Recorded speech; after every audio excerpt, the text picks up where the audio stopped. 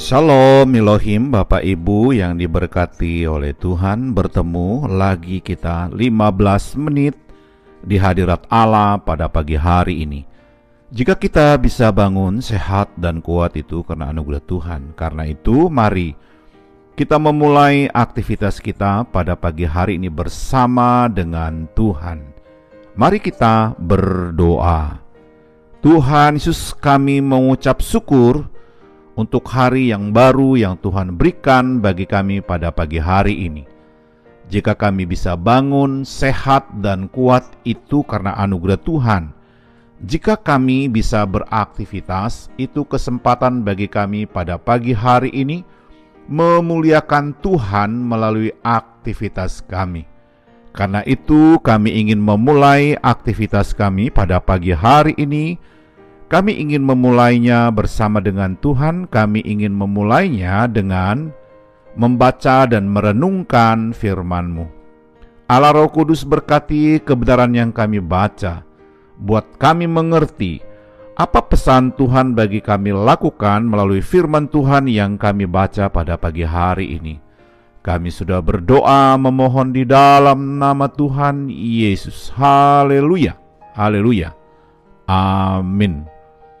Saudara yang diberkati oleh Tuhan, pembacaan firman Tuhan kita pada pagi hari ini terambil dalam kitab 2 Raja-Raja pasal yang ke-8 ayat 16 sampai dengan ayat yang ke-24. Sekali lagi saya mengulanginya, pembacaan firman Tuhan kita pada pagi hari ini terambil dalam kitab 2 Raja-Raja pasal yang ke-8 ayat 16 sampai dengan ayat yang ke-24.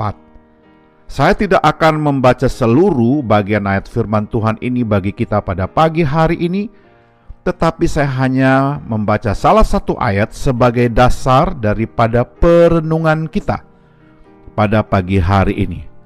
Firman Tuhan dalam kitab 2 Raja-Raja pasal yang ke-8 ayat yang ke-19 berbunyi demikian, firman Tuhan.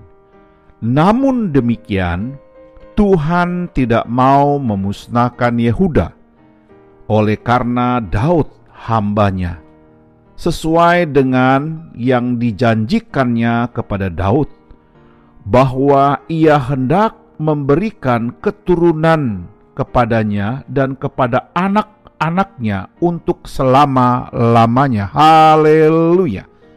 Sekali lagi saya mengulanginya, pembacaan firman Tuhan kita pada pagi hari terambil dalam kitab 2 Raja-Raja pasal yang ke-8 ayat yang ke-19 berbunyi demikian, firman Tuhan. Namun demikian, Tuhan tidak mau memusnahkan Yehuda oleh karena Daud hambanya, sesuai dengan dijanjikannya kepada Daud, bahwa ia hendak memberikan keturunan kepadanya dan kepada anak-anaknya untuk selama-lamanya. Haleluya. Saudara yang diberkati oleh Tuhan, judul renungan kita pada pagi hari ini adalah Allah yang berjanji. Sekali lagi saya mengulanginya, judul renungan kita pada pagi hari ini adalah Allah yang berjanji. Saudara yang diberkati oleh Tuhan, akhir-akhir ini sebagian orang Kristen sedang kecewa karena banyak yang dijanjikan namun tidak pernah melihat janji-janji itu menjadi kenyataan. Contohnya, anak-anak yang menerima banyak janji dari orang tuanya, istri terhadap suami, suami terhadap istri, bahkan pemimpin terhadap rakyat memberi janji tetapi tidak ditepati janji-janjinya. Saudara yang diberkati oleh Tuhan, pada akhirnya menimbulkan kekecewaan dan luka di hati anak-anak, bahkan pasangan, suami istri dan rakyat, karena janji yang disampaikan hanya sebuah janji belaka, tidak pernah terjadi dalam kehidupan yang nyata. Mungkin orang yang bertanya, mengapa orang bisa tidak menepati janjinya? Saya bisa memberikan jawabannya bagi kita. Yang pertama, karena memang dasarnya curang. Menjanjikan sesuatu tetapi dengan niat-niat tertentu, hanya ingin menarik perhatian saja, sehingga tidak pernah menepatinya. Yang kedua, karena tidak berpikir panjang. Mengapa orang tidak bisa menepati janjinya? Waktu dia berjanji tidak memikirkan risikonya. Yang ketiga, karena memang ada masalah-masalah yang krusial. Akibatnya tidak mampu menggenapi janjinya. Yang keempat, karena situasi yang memang tidak memungkinkan. Saudara yang diberkati oleh Tuhan, di tengah-tengah dunia yang tidak aman ini, masih kita bertemu dengan orang yang memberikan janji-janji palsu dan tidak bisa mampu menempatinya. Kita dapat kekuatan dari Tuhan pada pagi hari ini melalui pembacaan firman Tuhan yang kita baca dari 2 Raja-Raja pasal 8 ayat 16 sampai dengan ayat 20 menceritakan Yoram tidak melakukan apa yang tidak Tuhan perintahkan kepada dia. Sekali lagi, Raja Yoram tidak melakukan apa yang Tuhan perintahkan kepadanya. Akibatnya dia kehilangan banyak berkat istimewa. Misalnya, demi masalah menerpa hidupnya, Edom melepaskan diri dari kekuasaan Yehuda. Libna pun memberontak. Dari sini kita belajar bahwa dosa dan kejahatan selalu mendatangkan penderitaan. Sekalipun Yoram salah, tetapi Alkitab menuliskan Tuhan tidak mau memusnahkan Yehuda oleh karena Daud hambanya.